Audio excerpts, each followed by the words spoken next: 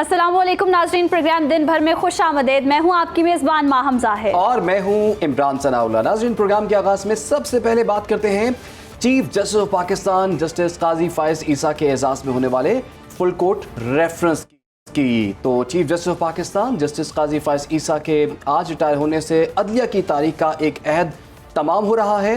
Chief justice of Pakistan Qazi Faez Isa के एजाज़ में सुप्रीम कोर्ट ने फुल कोर्ट रेफरेंस में नामजद chief justice supreme court of Pakistan Yahya Afridi और दीगर 16 जजेस समेत जस्टिस काजी फायज़ ईसा की अहलिया और दीगर अहले खाना भी शरीक हुए। जस्टिस काजी फायज़ ईसा ने फुल कोर्ट रेफरेंस से खिताब करते हुए कहा कि बेपनाह फैसले गलत किए हों, एक कागज़ एक पार्टी के लिए फ़ायदा और एक के खिलाफ होता है। सच क्या है ये सिर्फ अल्लाह ताला ही जानता है। जी बिल्कुल, और बोले कि इंसाफ देना हमारा फ़र्ज़ है, मेरी आज़ादी में कुछ घंटे रह गए हैं। उन्होंने मज़ीद क्या कहा अपने अलविदाई खिताब में, देख लेते हैं। वकील और जज की अहमियत। हम केस सुनते हैं, कागज़ पे कुछ फ़िक्रे लिखे होते हैं, अंदाज़ा लगाना होता है कहाँ सच है कहाँ झूठ है। हो सकता है बेपनाह हमने फैसले गलत किए हों, क्योंकि कागज़ के टुकड़ों पे जो लिखा गया है वो एक पार्टी को फ़ायदा देता है और दूसरे को नहीं। सच क्या है वो तो ऊपर वाला जानता है, मगर हम तो कागज़ों पे चलते हैं, कानून पे चलते हैं कि जो साबित कर सके केस कागज़ के बेसिस पे उससे मालूम होता है। और इसी पर नामजद चीफ जस्टिस याहिया अफरीदी ने भी अलविदाई खिताब में बातें की हैं, वो भी देख लेते हैं। Mixed feelings to formally bid farewell to you as the Chief Justice of Pakistan. On the one hand, I am sad for you to leave, as we will surely miss your pleasant sense of humor and abruptness with which you always kept us on our toes. On a personal note, I have found you to be a good, caring human being.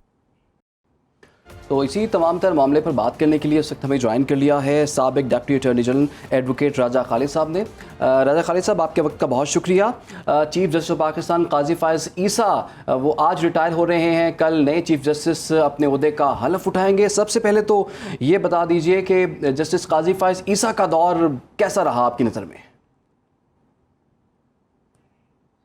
जी, मैं समझता हूँ कि काजी फायज़ ईसा साहब को मुतराज़े बनाने की भरपूर कोशिश की गई, कुछ ग्रुपों की तरफ से, कुछ पार्टीज़ की तरफ से, कुछ यूट्यूबर्स की तरफ से, और वो लोग जो चाहते थे कि आइन को बाला ताक रखते हुए, कानून को बाला ताक रखते हुए, रूल्स को क्रश करते हुए फैसले दें काजी साहब और एक ख़ास तरफ टिल्ट हो जाएं। वो लोग के जिनके हक में अगर इस्लामाबाद हाई कोर्ट के चीफ जस्टिस 50 फैसले देते हैं तो एक फैसला खिलाफ आता है तो उनकी ट्रोलिंग शुरू हो जाती है। तो वो लोग के जो चाहते हैं कि इस मुल्क के अंदर जो हमारा सियासी इस्तेकाम है वो ना पनपने पाए, हमारी जो जुडिशरी है वो अपने पाँव पे ना खड़ी हो सके और अपना जो उसका इंडेक्स है वर्ल्ड में 130 पे, तो वो राइज ना हो, वो बेहतरी की तरफ ना आए और जजेस को मुतनाज़े बनाया जाए, उन्हें प्रेशराइज किया जाए, ब्लैकमेल किया जाए, और जब वो ब्लैकमेलिंग या प्रेशर में ना आए तो फिर उनकी ट्रोलिंग शुरू कर दी जाती थी। काजी फायज़ ईसा साहब का मैं बार बार कह चुका हूँ मुख्तलिफ चैनल्स पे कि मुझे कोई बता दे कि कोई फैसला भी ऐसा दिखा दे, कोई पाकिस्तान का कानूनदान के जो आइन के खिलाफ किया हो, जो कानून की वायलेशन में हुआ हो जाता है, गलतियां होती हैं। गलती चूंकि वो किसी ने कहा ना कि अगर आप चाहते हैं कि गलती ना करें तो फिर फरिश्तों के साथ आप निभा कर लें, चूंकि आप आदम की औलाद हैं, खता के पुतले हैं, तो लिहाजा इंसान से गलती तो वो मुतवक्के है। तो गलतियां तो फैसलों में होती हैं, लेकिन देखा यह जाता है कि आपने कहीं पे किसी की खास तरफदारी में या किसी की खास मुखालफत में आइन को एब्रोगेट करके, आइन को मुअत्तल करके, आइन को सस्पेंड करके, आइन को सबवर्ट करके, आइन को अमेंड और ऑल्टर करके तो फैसले नहीं किए। ऐसा काजी साहब के फैसलों में नहीं नजर आता। एक दरवेश इंसान थे, ना तो उन्होंने प्रोटोकॉल लिया ना ही प्लाट्स लिए। ये इससे पहले आपको इस तरह के चीफ जस्टिस नहीं मिलेंगे कि प्रोटोकॉल अगर लेते तो बेकरी वाला उनकी तौहीन ना करता और उनके साथ एक भी पुलिस वाला वहां पे खड़ा होता ना, फिर उसकी जरूरत ना होती कोई इस तरह की बात करता, जब वो डोनट लेने के लिए अपनी फैमिली समेत किसी बेकरी पे गए थे, जी तो यहाँ तो हिसार में जब कोई इस तरह का बड़ा किसी रोड से गुजरता है तो आपको पता है कि वहां पे रूट लग जाता है, कहीं शॉपिंग करने के लिए जाता है तो उसके लिए मार्केट खाली करवा दी जाती है। लेकिन काजी साहब ने ऐसा नहीं किया, और मैं तवक्को रखता हूँ, मैंने सुना है, मेरा उनके साथ इंटरेक्शन नहीं, जो चीफ जस्टिस हैं कल से डेजिग्नेट चीफ जस्टिस जनाब जस्टिस यही अफरीदी साहब, वो भी इसी तरह के मलंग और दरवेश आदमी है। जी जी राजा साहब, ये आपकी बात बजा है, आपने उनकी शख्सियत के बारे में जो बातें बताई, लेकिन जो उनके दौर में सुप्रीम कोर्ट जो है कुछ फैसलों पर अमल दरामद नहीं करवा सकी, इसको आप कैसे देखते हैं कि एक चीफ जस्टिस की क्या जिम्मेदारी होती है? कौन से आपके ख्याल में कौन से फैसले? जैसे मखसूस नशिस्तों के हवाले से अगर हम बात करें तो उस पर भी कोई खास अमल दरामद नहीं हो सका। देखिए ना, मखसूस नशिस्तों वाला जो फैसला था, उसकी रिव्यू पिटीशन पेंडिंग है, रिव्यू पिटीशन नहीं फिक्स होने दी गई, और वो फैसला मैं समझता हूँ कि जो सीनियर पियोनिक जज थे जनाब मंसूर अली शाह साहब, बेहतरीन इंसान थे, मैं कह चुका हूँ, बेहतरीन जज थे, लेकिन एक फैसला लेके उन्हें डूब गया कि उस फैसले में उन्होंने बिल्कुल आइन को बाला ताक रखा, आइन को रादर अमेंड करते हुए, ऑल्टर करते हुए, जो इलेक्शन एक्ट है उसमें तरमीम करते हुए, बल्कि उसे एक तरफ रखते हुए, और जो रूल्स है इलेक्शन एक्ट के नीचे बने 2017 का जो इलेक्शन एक्ट है, तो उन्हें अल्ट्रा वायरीज करार देते हुए उन्होंने एक ऐसा फैसला दिया कि, और ऐसी पार्टी के हक में दिया कि जो पार्टी ना तो इलेक्शन कमीशन के रूबरू पार्टी थी, ना ही पेशावर हाई कोर्ट में वो पार्टी थी, और ना ही वो सुप्रीम कोर्ट के रूबरू पार्टी थी जी। तो वो फिर इलेक्शन, उस फैसले के हवाले से फिर सुप्रीम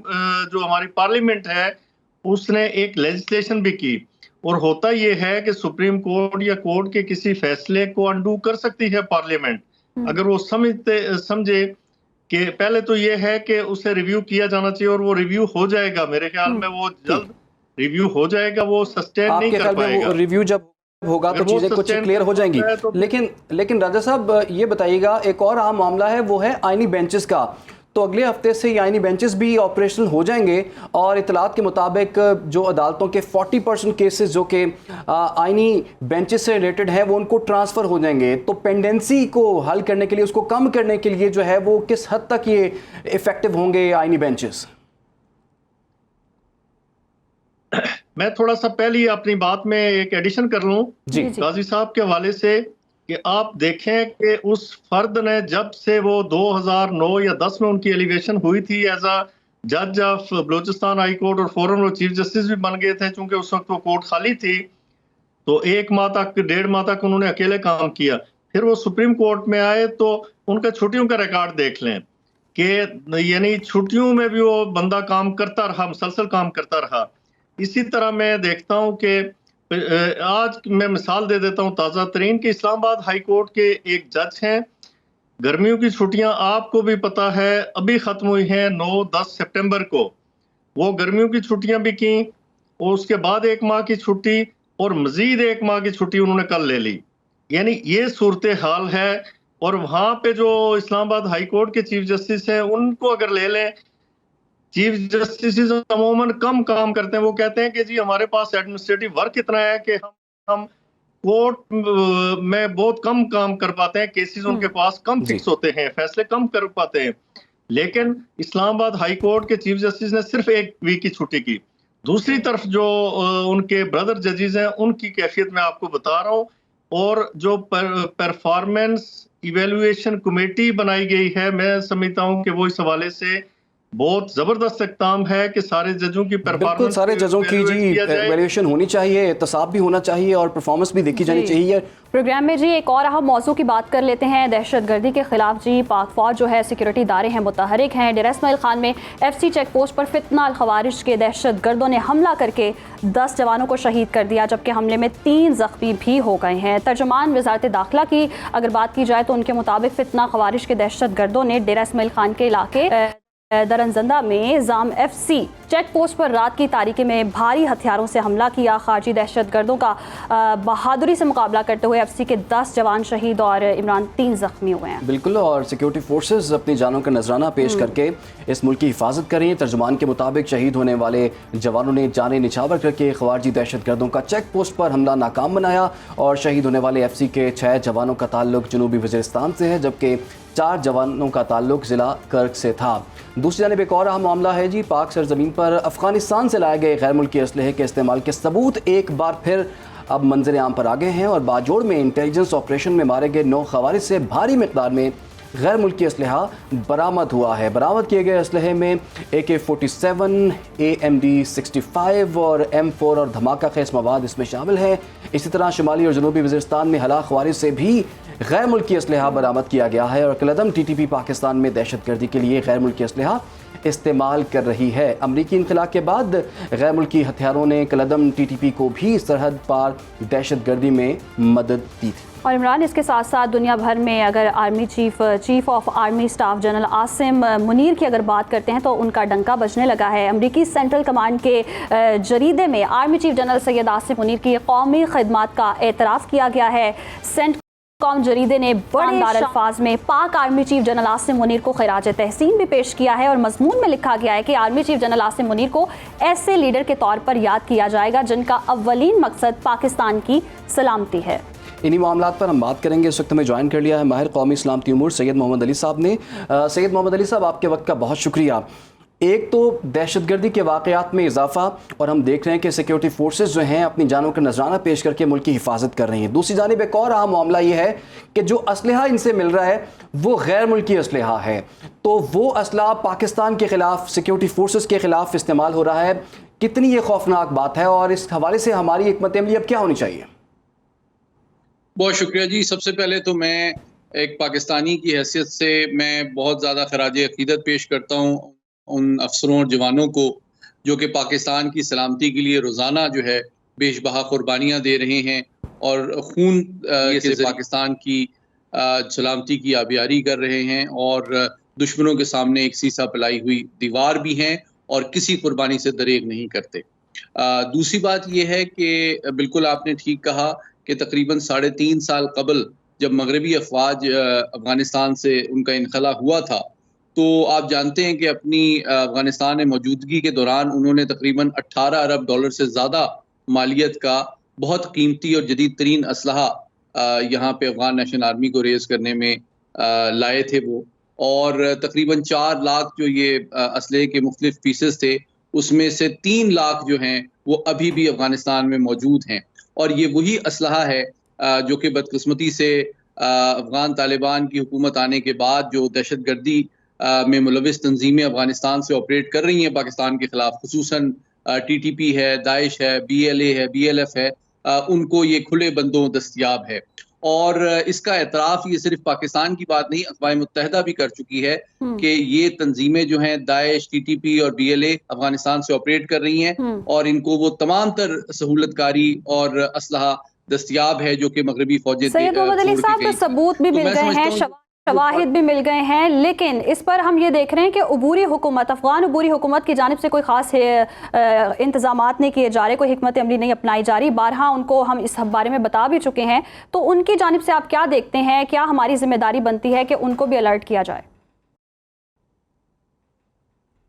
देखिए, मैं समझता हूँ कि पिछले 3.5 साल ने बहुत आला तरीन सतह पे बहुत बार बिल्कुल वाज़े किया है काबुल इंतज़ामिया पे कि उनकी कानूनी और इखलाकी और सिफारती जिम्मेदारी है और ख़ुद उनका भी इसमें मफाद है कि वो अपनी सरजमीन को दहशतगर्दी से पाक करें। लेकिन यूँ लगता है कि उनकी कोताह नज़री में पॉलिसी यही है कि वो दहशतगर्द तंजीमों की सरपरस्ती करें, यही असलहा उनको बेचें या उनको दें और उसके ज़रिए से पाकिस्तान में दहशतगर्दी हमारे दुश्मनों की फंडिंग और पुश्त पनाही के नतीजे में करें। तो ये मैं समझता हूँ हमारी कौमी सलामती का बहुत बड़ा एक चैलेंज है और इसमें हम अपनी सरहदों के अंदर तो काउंटर टेररिज्म के ऑपरेशन कर रहे हैं, लेकिन उसके साथ साथ जो हमारी सिफारती कोशिशें हैं 2 तरफा सतह पे यानी कि बायलैटरली अफगानिस्तान के साथ और साथ ही साथ आलमी फोरम्स जिस तरह अक़वाम मुत्तहिदा है, OIC है, SCO है, इन तमाम फोरम्स पे पाकिस्तान उठा रहा है। आपको याद होगा कि अभी भी SCO के जो सरबराह इजलास में भी वजीर आजम ने खुसूसन अफगानिस्तान की बिगड़ती हुई जो दहशतगर्दी की सूरत हाल है उसका खुसूसी तौर पे हवाला दिया क्योंकि अफगानिस्तान की जो सब सूरत हाल है वो सिर्फ पाकिस्तान नहीं बल्कि ये तमाम खित्ते के दर्जनों ममालिक के लिए खतरा बन चुका है। तो मैं समझता हूँ पाकिस्तान को चाहिए कि सिफारती सतह पे OIC और इस खित्ते के दीगर ममालिक खुसूसन SCO ममालिक के साथ मिल के अफगानिस्तान पे सिफारती दबाव डाला जाए और उनको ये जिम्मेदारी का एहसास दिलाया जाए कि दहशतगर्दी की पुष्टपनाही के नतीजे में ना सिर्फ उनका अपना मुल्क जो है वो मुतासिर हो रहा है, ये तरक्की का सफर मुतासिर हो रहा है, बल्कि आलमी सतह पे उनके एतमाद को भी बहुत ठेस पहुंच रही है। और अगर वो चाहते हैं कि सलामती और तरक्की और खुशहाली की मंजिलें तय करें तो वो उसी सूरत मुमकिन है कि जब वो जिम्मेदारी का सबूत देते हुए अपनी जड़ों से, अपनी सफ़ों से दहशतगर्दी का खात्मा करें।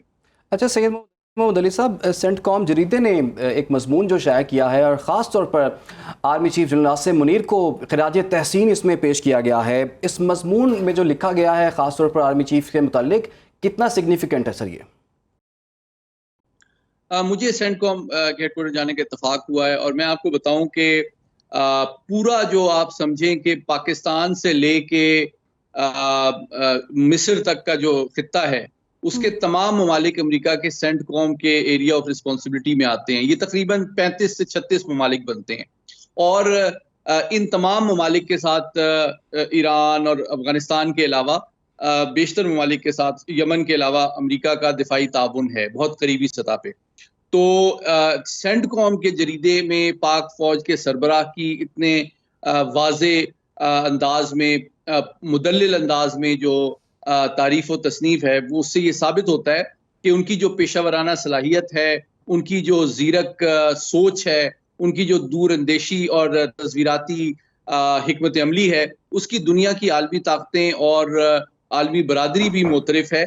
और ये सिर्फ पाकिस्तान की सलामती के चैलेंजेस से निमटना ही नहीं बल्कि पूरे खित्ते में सलामती, इस्तेहकाम और दहशतगर्दी के खात्मे के हवाले से जो उनकी खिदमात हैं उनका दुनिया की बड़ी ताकतें और आलमी बरादरी भी एतराफ़ कर रही है। जी, आलमी बरादरी भी उनकी ताकतों का एतराफ़ कर रही है और जो उन्होंने खिदमात अंजाम दी हैं उसको भी सराहा जा रहा है। बहुत शुक्रिया सैयद मोहम्मद अली साहब, माहिर सलामती अमूर हमारे साथ मौजूद थे और सराहा जा रहा है आर्मी चीफ़ को और उनकी खिदमात को, ये बहुत ही अच्छी बात है। और दूसरा ये कि जो दहशतगर्दी के ख़िलाफ़ कार्रवाइयाँ हो रही हैं, हमारी जो सिक्योरिटी इदारे हैं, पाक फ़ौज है, वो मुतहरिक है।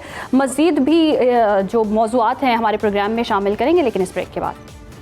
प्रोग्राम में एक मरतबा फिर से आपको खुश आमदीद कहते हैं जी। अब कुछ क्रिकेट की बात कर लेते हैं। पाकिस्तान और इंग्लैंड के दरमियान रावलपिंडी में तीसरे क्रिकेट टेस्ट मैच के दूसरे दिन पाकिस्तानी बल्लेबाज साउथ की सेंचुरी ने इंग्लैंड की पहली इनिंग्स की सबकत ख़त्म कर दी और कौमी बैटर साउथ शकील ने पहली इनिंग्स में भी सेंचुरी स्कोर कर ली है और साउथ शकील ने टेस्ट करियर की ये चौथी सेंचुरी बनाई है। साउथ शकील ने 181 गेंदों पर 4 चौकों की मदद से ये सेंचुरी स्कोर की है। और पाकिस्तान की जानिब से अब्दुल्ला शफीक 14, साइम अयूब 19, कप्तान शान मसूद 26, कामरान गुलाम जो है उन्होंने 3, मोहम्मद रिजवान 25, सलमान अली आगा की अगर बात करें तो वो 1 और आमिर जमाल 14 और नुमान अली 46 रन बनाकर पवेलियन लौट गए हैं। इसी पर बात करने के लिए हमारे साथ स्पोर्ट्स जर्नलिस्ट इरफान ज़हीर साहब मौजूद हैं। सर बहुत शुक्रिया आपके वक्त का। कहिएगा, पिछला मैच तो पाकिस्तान ने जीत लिया, अब की परफॉर्मेंस आपको पाकिस्तान की कैसी लगती है, क्योंकि फैसला कुन मैच है?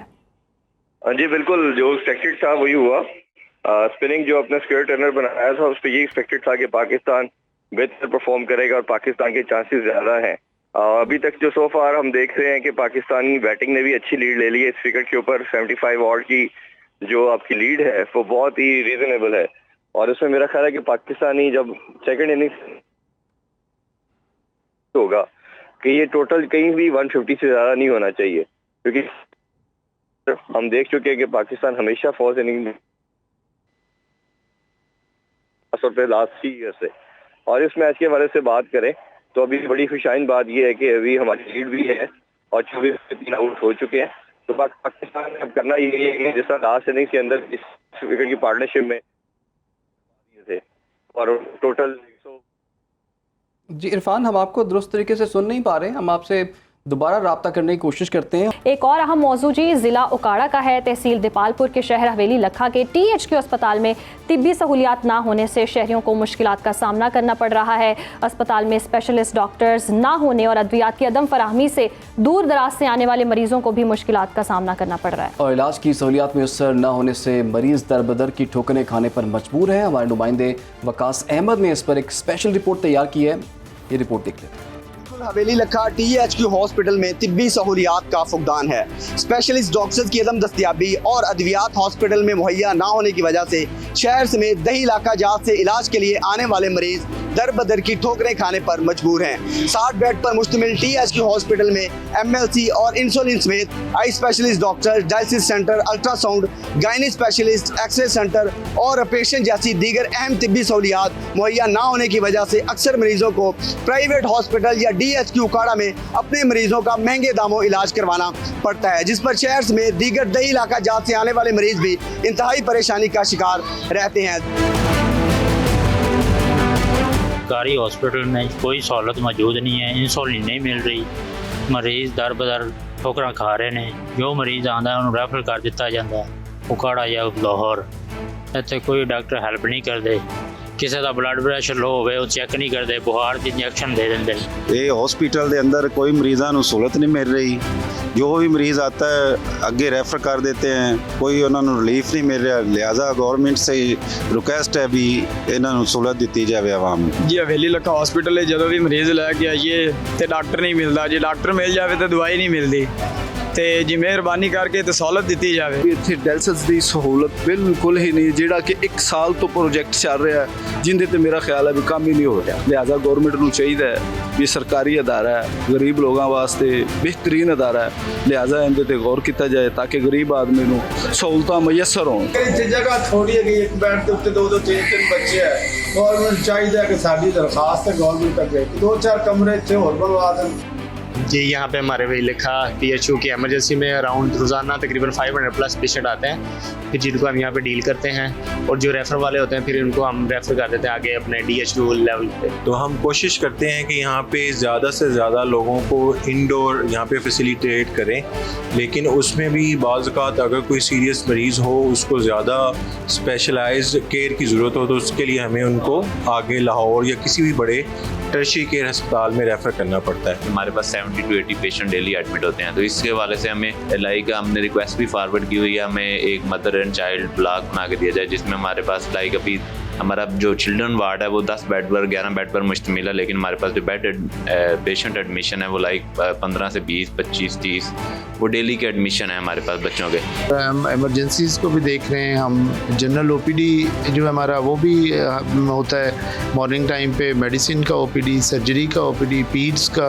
फिजिशियन है वो दिल के मरीज़ों का भी इलाज करते हैं और डेंगू के मरीज़ों का भी यहाँ पे इलाज किया जाता है। 64 डॉक्टर्स की असामियाँ जो यहाँ पे गवर्नमेंट ने अनाउंस की थी, तो उनमें से 34 फिल हैं और 30 असामियाँ जो हैं वो अभी तक वेकेंट पड़ी हुई हैं, जिनकी हमने रिक्वेस्ट सेंड की है गवर्नमेंट को। ज़्यादातर मरीजों को मामूली चेकअप करने के बाद उकाड़ा या दीगर प्राइवेट हॉस्पिटल में रेफर कर दिया जाता है। दूसरी जानब हॉस्पिटल में सरकारी एम्बुलेंस की सहूलत मुहैया ना होने की वजह से अक्सर मरीज हॉस्पिटल में ही दम तोड़ जाते हैं, जबकि महकमा सेहत इंतजामिया तमाम तरतीबी सहूलियात THQ हॉस्पिटल पर मुहैया करने में नाकाम दिखाई दे रही है, जिस पर शहरियों ने महकमा सेहत और हुकूमत पंजाब से अपील की है कि THQ हॉस्पिटल में स्पेशलिस्ट डॉक्टर समेत तमाम तरतीबी सहूलियात को यकीनी बनाया जाए ताकि मरीज़ मजीद परेशानी से बच सके और THQ हॉस्पिटल में अपने मरीजों का इलाज बआसानी करवा सकें। जी, तो ये स्पेशल रिपोर्ट आपने मुलाहिजा किया है, हवेली लखा का THQ अस्पताल है जिसकी हालत ज़ार हमारे नुमाइंदे बता रहे थे अपनी स्पेशल रिपोर्ट में। और यहाँ पर लोग बड़ी तादाद में आते हैं, सरकारी अस्पताल है जी, इस गर्ज से आते हैं कि यहाँ पर जो टैक्स कटता है उनका, उसकी बेस पे उनको बेहतर तिब्बी सहूलियात मिल सके। दवाइयाँ नहीं होती, इलाज नहीं होता, तो वहीं पे दम तोड़ जाते हैं। स्पेशलिस्ट डॉक्टर भी नहीं है और अगर किसी की हालत ख़राब हो जाती है तो उसको फिर रेफ़र किया जाता है बड़े शहरों में, और अगर वो वहाँ पहुँचने के काबिल ना भी हो तो रास्ते में वो दम तोड़ जाता है। तो ये तो सूरत हाल है हमारे जी। ये हेल्थ के शोबे की, तालीम की कुछ सूरत हाल भी कोई बेहतर नहीं है इस मुल्क में। तालीम की पसमानदगी के शिकार बलोचिस्तान की जामियात में माली बहरान इस वक्त शिद्दत इख्तियार कर चुका है। तनख्वाहों की अदम अदायगी पर असातिज़ा और यूनिवर्सिटी के मुलाजमीन तंगदस्ती का शिकार है। असातिज़ा और मुलाजमीन के आए रोज़ के एहतजाज के बाद यूनिवर्सिटी के तलबा और तालिबात का तालीमी नुकसान भी हो रहा है और नुमाइंदा सुनो न्यूज़ कोयटा किफ़ायत अली ने इस पर स्पेशल रिपोर्ट तैयार की है, वो देख लेते हैं। बलूचिस्तान जो पहले ही तालीमी पसमानदगी का शिकार सूबा है, उस पर इस सूबे की यूनिवर्सिटीज के माली बहरान के बायस आए रोज की हड़तालों और एहतजाज ने रही सही कसर पूरी कर दी है। माली बहरान के बायस यूनिवर्सिटीज के असातिज़ा और मुलाजमीन तनख्वाहों से महरूम कर दिए जाते हैं। असातिज़ा का कहना है कि सूबे में हायर एजुकेशन सेक्रेटेरिएट का कयाम बेहद जरूरी है, नहीं तो ये माली मामलात हल नहीं हो सकेंगे। सूबाई बजट जो है वो 5 अरब से बढ़ाकर इसको 15 अरब करें, सूबाई HEC बनाएं, एक नज़्म ज़ब्त का एक ऐसा निज़ाम लाएं।